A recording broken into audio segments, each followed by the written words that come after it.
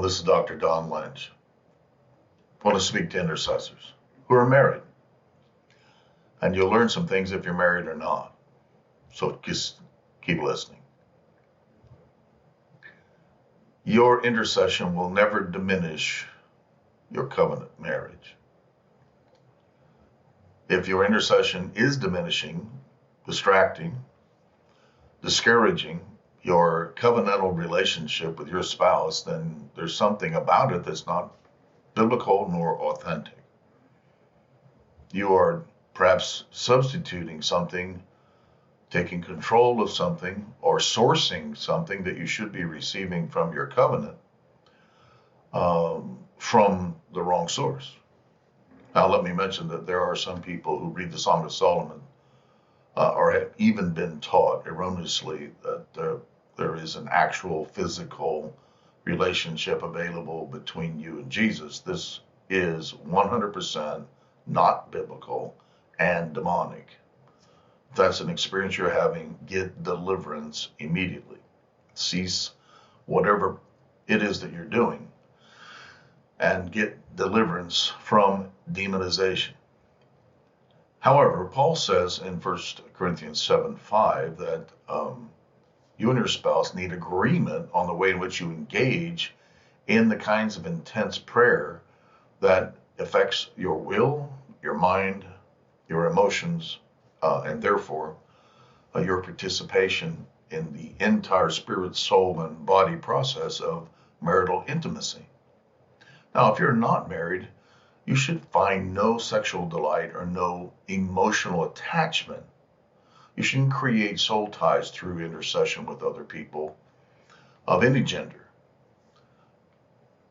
Intercession is extremely, extremely intense in terms of the ways in which you as an individual, spirit, soul, and body, is not divisible. It's something in a way of discussing how we process, but it's not like your body walks around without your soul. That means you're dead. And if your soul doesn't walk around with your spirit, that means you're dead. The integration of spirit, soul, and body in the birth of the spirit, birthing of the spirit, when you're born of the spirit, is that you're a unit. You can't take yourself apart. You can't say, oh, my spirit's engaged in intercession, but my body's engaged in intimacy.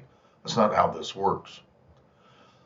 So what Paul says, and if you're attempting to do that, you say, well, physical intimacy is, it's fleshly, it's of this world, then that's wrong. That's not biblical because it's not true. And so you can't say it's not spiritual because it's spiritual. God joins you together, spirit, soul, and body, and the covenant that joins you in oneness is not just about bodies, although Paul explains in 1 Corinthians 7 that your body doesn't belong to you anymore, and his body, her body, doesn't belong to them. It belongs to you. So there is a covenantal claim. There's a covenantal responsibility, a covenantal authorization. And so you can't just be spiritual and ignore the physical, nor can you, as some say, fast without agreement. I'm not sure fasting is a really good way of understanding this. And perhaps that misleads some people. What Paul is describing here is that just as the spirit of the prophet is subject to the prophet, the spirit of the intercessor is subject to the intercessor. And that the manner in which you engage in worship and intercession cannot become a degrading, diminishing, or downshifting of your marriage covenant. You can't allow your intercession to create a spiritual superiority or elitism, or a sense that my spouse is not there with me in this way, therefore it's my world, not theirs. There's the way in which you engage that doesn't diminish your relationship with your spouse.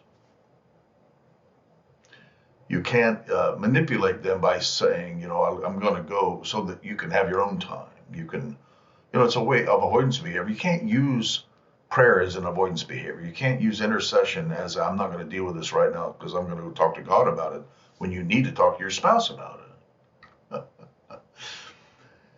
So there are all kinds of dynamics that Paul hits with this fundamental discussion. You know, 1 Peter 3, Peter says that, and I really believe he's including women and men in the way in which they interact with their husbands. Sarah interacted in a certain way, placing herself at the disposal of Abraham and honoring his role of leadership as a father of nations, and yet married to Abraham, obviously, for a long period of time. And Abraham then needed to learn to, although Peter switches from how Sarah did with Abraham, he switches back to the men. This is how you live with your wife because she's weaker in some ways, and yet equal heir of the grace of life. And talking again about the role of husband and wife, wife and husband, and how the marriage covenant was designed by God to function. Then he makes this startling statement. He said, so that your prayers will not be hindered. And literally hit the ceiling and bounce back. Shoot up in the air, but the arrow comes down. That your prayers are being released, but they're not filling up bowls in heaven. Your prayers are being released, but it's not an incense altar, and the smoke is not getting out of the room where you're just smoking up the closet, but God's unaware. God's not hearing. Your prayers are not reaching destination points. If there is a fundamental dysfunction in the marriage covenant. Now, this is biblical truth that is undeniable in terms of how things really work in the spirit. And the ramifications of this, you see, there's a whole variance of it, but and a variety of ways in which if you allow or if you measure now, as I speak to you, that your intercession is diminishing your marriage, that doesn't mean you abandon your intercession. Watchmen don't leave their posts.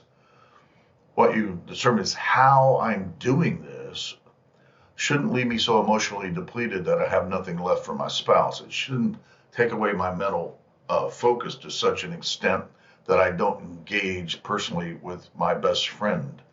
It shouldn't be a strength of will issue in which I dominate, intolerate, intimidate, and manipulate so that I have the use of something spiritual to control my spouse.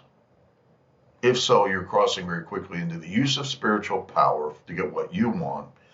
And of course, this could just be so subtle to you, but you're in witchcraft.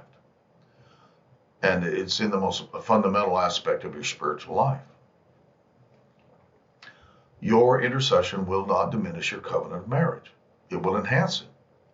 You'll be a greater lover because you are a worshiper. You'll be a greater companion because you're the friend of God. You will be a more intensely focused friend and companion and completer as husband and wife with your spouse because you pray.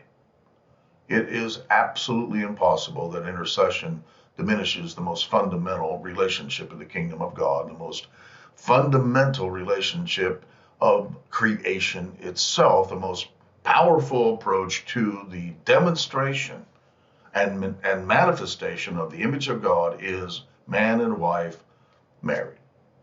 He created them male and female together. He separated them because he said it's not good for them to be separated. Then he brought them back together in kingdom covenant marriage, and he said, this is the image of God in the earth.